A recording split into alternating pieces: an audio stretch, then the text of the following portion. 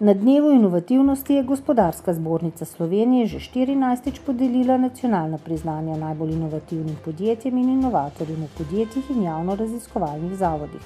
14 zlatih, 21 srebrnih in 5 bronastih priznanj je rezultat nacionalnega finala, v katerem je na regionalni ravni sodelovalo 182 inovacij in 768 inovatorjev. Ja, sigurno je ta prireditev dokaz temu, da v Sloveniji inovativni duh izredno močan in ne samo močan, da je tudi ekonomsko močan.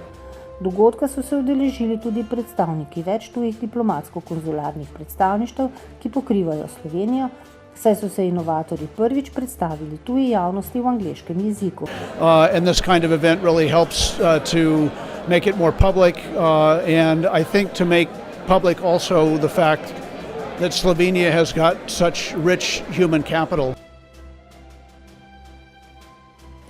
Na skupni novinarski konferenci so svoje stališče v zvezi z davčnim prestrukturiranjem pred glasovanjem v Državnem zboru še enkrat predstavili Marjan Mačkošek, predsednik Gospodarske zbornice Slovenije, Branko Meh, predsednik Obrtno-podjetniške zbornice Slovenije, Miro Smrekar, podpredsednik Združenja delodajalcev Slovenije, Drago Delalut, predsednik Združenja delodajalcev obrti in podjetnikov Slovenije ter Marjan Batagel, predsednik upravnega odbora Kluba slovenskih podjetnikov.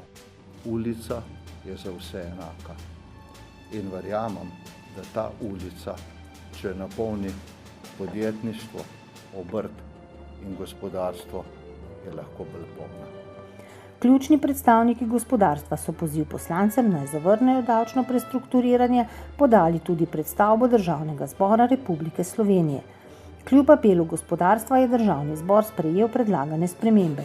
Predstavniki delodajalcev zato menijo, da so nadaljnji pogovori s predstavniki vlade in ministrstev o davčni reformi nesmiselni, dokler vladna stran ne bo podala jasnih izhodišč za odločno, razvojno in pravično davčno reformo. In zato se resno sprašujemo, ali ima socialni dialog oziroma dialog sploh še kakšen smisel, kakšno veljavo v tej državi. Tretjo strateško konferenco Slovenija 5.0 je GZS organizirala skupaj z Inženirsko akademijo Slovenije. Udeleženci so analizirali kritične točke inovacijskega modela in predlagali ključne ukrepe za preboj, povezane tudi z manifestom industrijske politike. Predvsem podpiramo, da je potrebno tako izobraževalno in raziskovalno razvojno sfero, ki se financira z javnimi sredstvi, in raziskovalno razvojne centre po podjetjih povezati v skupnemu cilju. Tema tokratnega sredinega GZS mreženja so bili trgi držav Zahodnega Balkana in Hrvaške. Okoli 50 slovenskih podjetij se je srečalo s predstavniki gospodarstva na omenjenih trgih. Vedno je stvar dobrodošla, ker iščemo nove kontakte. Mirjam Aktar, ena izmed vodilnih praktikov pozitivne psihologije, je na delavnici z naslovom Pozitivno voditeljstvo od gašenja požarov k ustvarjanju vrednosti prikazala, kako tehnike pozitivne psihologije vodjem pomagajo k poslovni rasti, odličnosti in povečanju produktivnosti. And in order to be a positive leader, we need to build on people's strengths and also the strengths of our teams and our organizations. Uspešna prodaja s pomočjo spletnih strani, telefona in družbenih omrežij je bila tema praktičnega seminarja iz cikla izobraževanj s področja prodaje in marketinga. Tokratni trojček govori o enostavnih, poceni in pa učinkovitih pristopih, s katerimi lahko izboljšamo prodajo svojih izdelkov in storitev.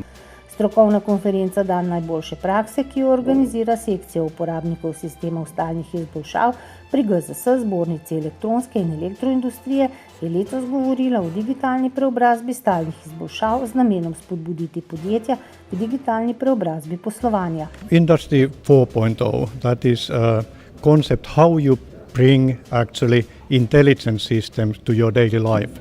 Gostja GZS podjetniško-trgovske zbornice je bila varuhinja človekovih pravic Vlasta Nussdorfer. V okviru projekta Skupaj gradniki zdravja je o svojih izkušnjah in priporočilih spregovorila v predstavitvi z naslovom Preprečimo konflikte, namesto da zdravimo skrhane odnose. Že sama beseda preprečujemo je izredno pomembna, kajti ko do konflikta pride, je včasih kar težko ga odpraviti. Na tretji, zaključni podelitvi mavričnih pokalov zdravja, je pokale prejelo 6 podjetij, računovodski servis Zeus pa je kot najbolje ocenjeno podjetje vseh 3 podelitev prejelo veliki mavrični pokal zdravja v trajno last. Mavrične pokale zdravja za odlično prakso na področju promocije zdravja na delovnem mestu v sodelovanju z GZS, Zbornico računovodskih servisov, podeljuje GZS, Zbornica poslovno-storitvenih dejavnosti. Fajn je zmagati pokal, ki govori, da dobro delamo z našimi zaposlenimi oziroma da smo vsi skupaj nekako na pravi poti.